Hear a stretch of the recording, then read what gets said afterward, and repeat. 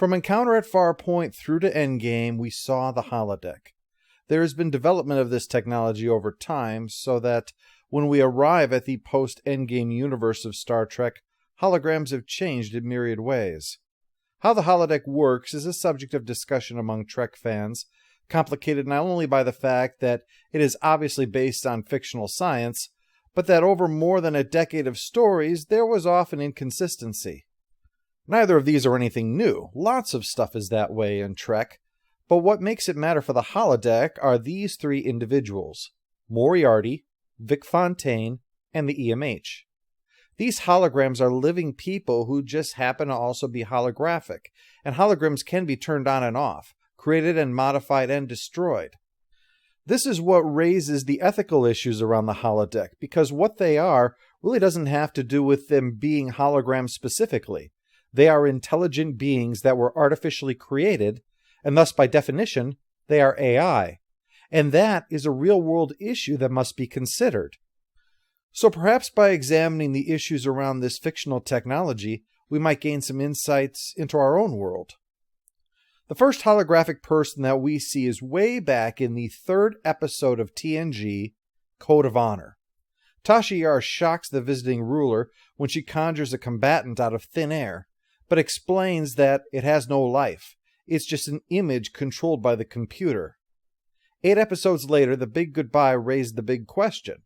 When a hologram asks Picard if, when the program shuts down, if his world, his family, will still be there. And Picard says he doesn't know. This episode was originally intended to air after the episode 11001001, when the holodeck had been significantly upgraded by the Binars. The character that had been created for their plan in that episode, Minuet, is possibly the first sentient hologram to exist, although what makes that fact questionable is that the Binars deliberately creating a self-aware life form and then destroying it seems contrary to their views on technology. From Encounter at Farpoint, it is clear that the holodeck is very new technology, at least for use outside of laboratories and the like, since Riker seemed both mesmerized and unaware of how all that works. The early TNG years could be thought of in-universe as a breaking-in period. But I think all the things we see, with the possible exception of Minuet and the definite exception of Moriarty, are that these are only simulations, no different than a modern-day video game character with a programmed set of responses. Even the guy asking about what happens after the program is shut down, I still think that was a simulated response and not a case of being self-aware. Mention is made of perception filters. It's probable that the system has to be refined over time to cause the simulation to disregard or to reinterpret data that could cause them to break the fictional reality that they occupied. The purpose is to make the characters seem as real as possible, except making it too real might cross the line. The idea that self-aware beings are subject to your every whim would probably actually be horrifying to most people. In the TNG episode The Offspring, Picard is shocked to learn that Data has created another android, Lal. But he's equally shocked when Data asks if Picard's reply means that he wants Lal to be deactivated. Data compares building her to becoming a parent, but Picard sees this as something else.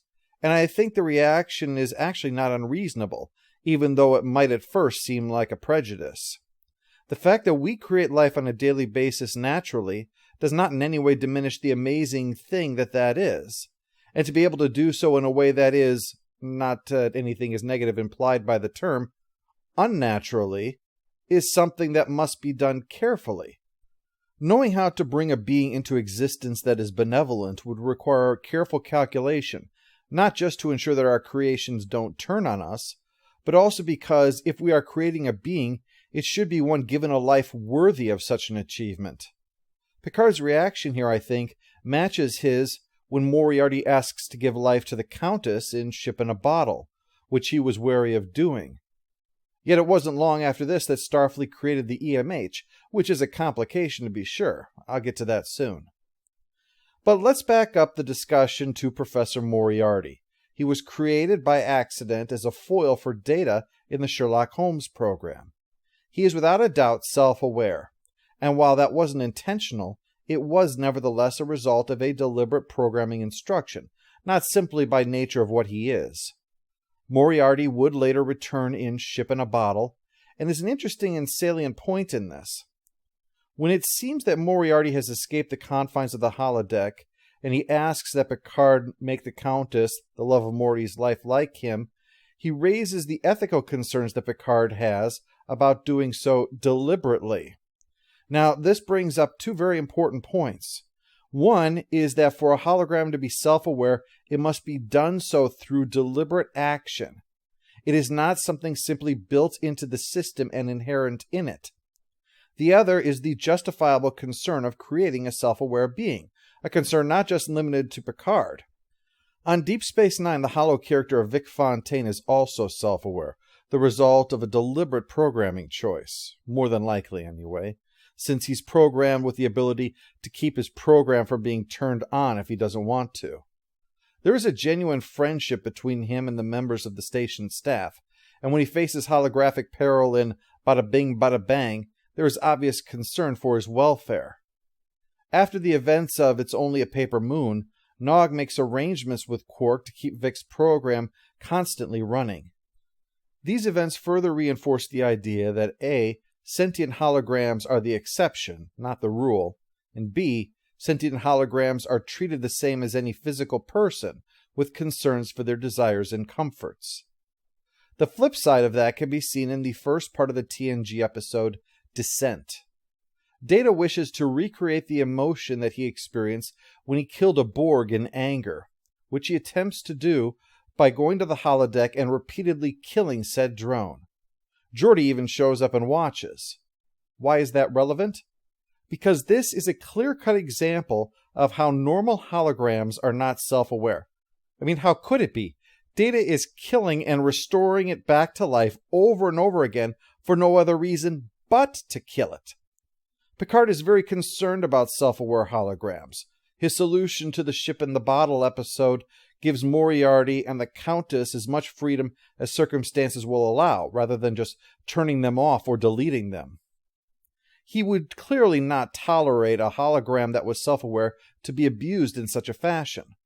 Likewise, Geordi has fallen in love with a hologram. Plus, he's repeatedly shown that he will not stand by and let someone's suffering go by without comment, even if others think that it might be necessary, such as Riker and the Prime Directive. Yet his only concern here is the threat to Data, not to the hologram. And most damning, as an actual life form himself, there is no possible way that Data could condone the abuse of another artificial life form, never mind actively causing it. One could perhaps argue that they are doing so in ignorance, but since Moriarty and the Countess both demonstrate how an actual self-aware hologram does act, it's easy to see the difference between a person and a simulation of a person. The holodecks are infamous for going wrong, to the point of being a cliché. Fun in games becomes a life or death matter as safety systems fail to properly operate. How this manifests can take a variety of forms, but often the so-called perception filters remain in place. To illustrate how this works, you might recall the Mater D in First Contact, who stops the Borg completely nonplussed and informs them the restaurant has a strict dress code. Filters prevent the character's program from reacting to the actual event, because to do so would require him to run screaming from the scene. To speculate, this might have been an outgrowth of problems requiring people to get into costume, such as everyone commenting on Picard's uniform in The Big Goodbye. People now get into costume to get into the spirit of things, rather than out of necessity. The malfunction in Fairhaven particularly makes this clear. In Voyager, the program called Fairhaven is made to simulate an old Irish village. When an accident happens, the perception filters stop working, and as a result, the Fairhaven characters see things as they are, rather than the way that they should be. Yet they still view things from the context of their program. The Voyager crew are seen as spirit folk with devilish powers. Compare that to Moriarty, who may have possessed a few out-of-place ideas, but nevertheless was able to deduce things outside the boundary of his programmed experience.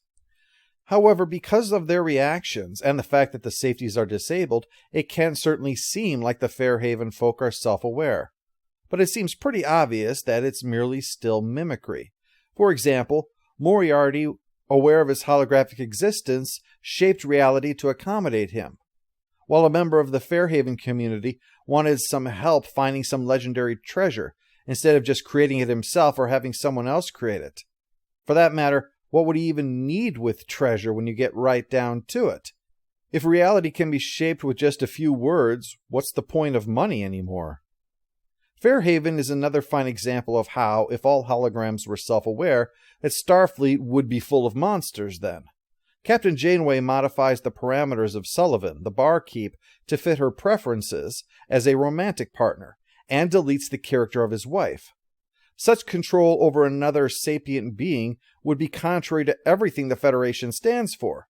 Yet it's done here without a thought, because these are simulations and not actual people, even if their programmed activity seems real. In contrast, we have the Voyager two-parter Flesh and Blood, which shows the ramifications of Voyager giving holotechnology to the Hirogen. The intention was to allow them to hunt to their heart's content with a limitless supply of prey. While I have made a career out of presenting a parody of Janeway as a despotic mad scientist, I'll be the first to grant that she would never knowingly allow the Hirogen to create sapient beings and abuse them at will. If holograms were sentient, it would be perhaps the greatest of all possible crimes this side of genocide to do so. We see the Doctor's outrage is only when he learns that the holograms being hunted are self-aware, but otherwise no. The Doctor himself created a hologram who existed solely to be killed in his holo-novel Photons Be Free. Clearly, even he views himself as being an exception rather than the rule. If I have beaten this point into the ground, it is only because there is such resistance to it. The most horrendous in my experience were the novels set after the ending of Voyager, when they had finally returned home. It included a holographic uprising, which hinges on the idea that all holograms are self-aware, and uses this to justify the idea of kidnapping, torture, and rape purely as an object lesson. If the thesis that all holograms are self-aware is true, then no object lesson is required. The conclusion is obvious. If it is not true, and it isn't, then this compares actual suffering with a simulation that harms no one. Being novels, these events are considered apocryphal, thankfully. I only include it to make clear why it is so necessary to make clear that self-awareness among holograms is an exception and not the norm. The first episode of Voyager, Caretaker, introduced us to the Emergency Medical Hologram, or EMH for short, that is referred to as the Doctor.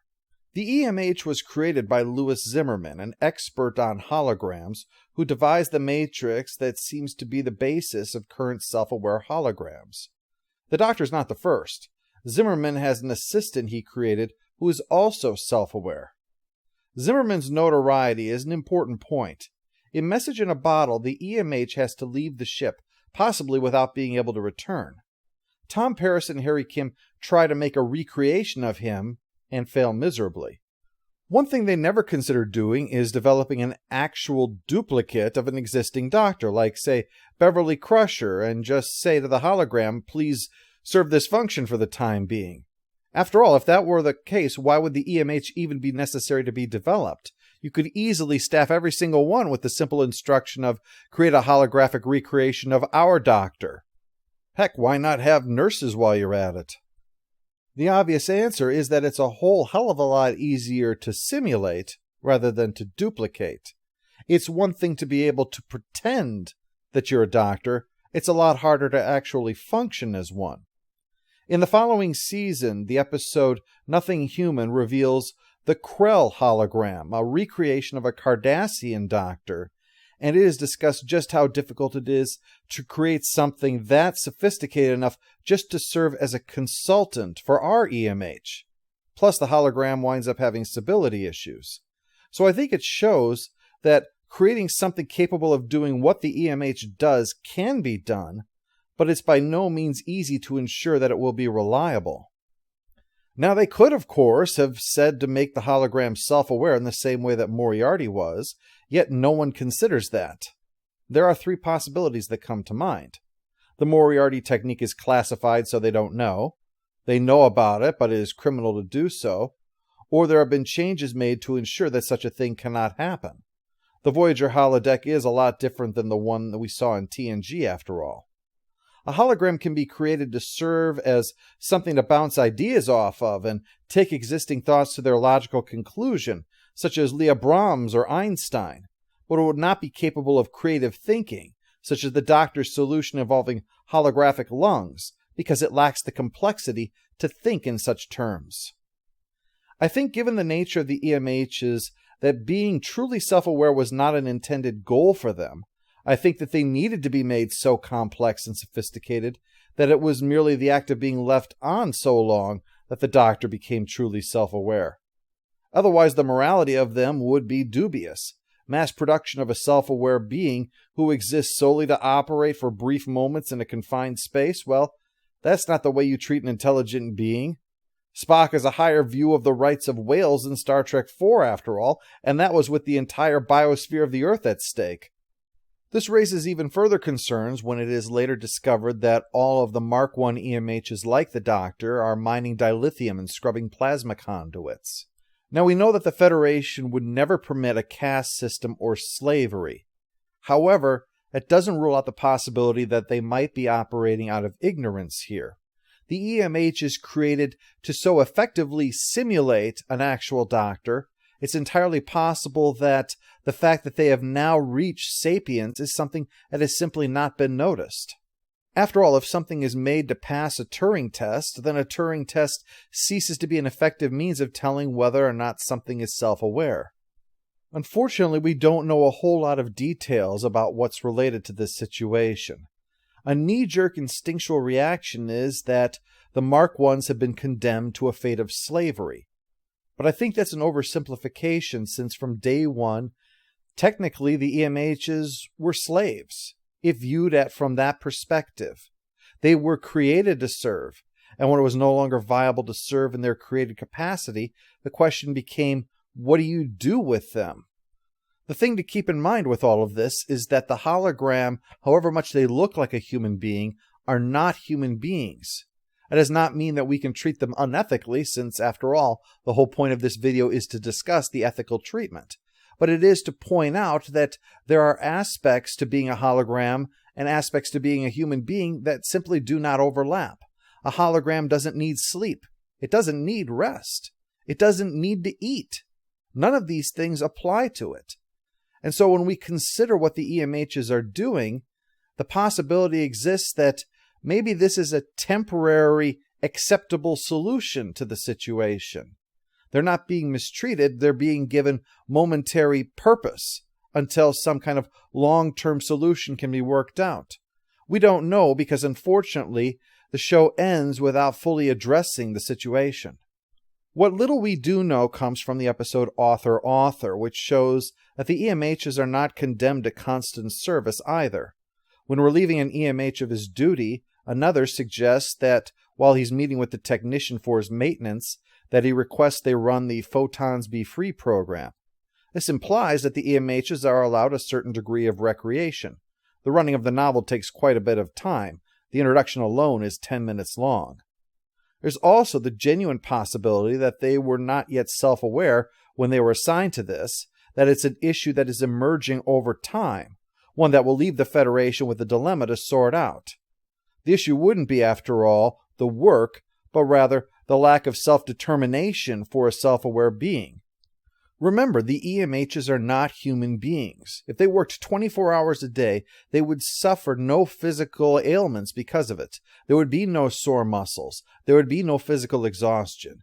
It is merely the mind, the intellect that we're talking about, where suffering may occur, where a lack of self-determination could lead to emotional fatigue. This situation might help explain Vic Fontaine, the remaining self-aware hologram.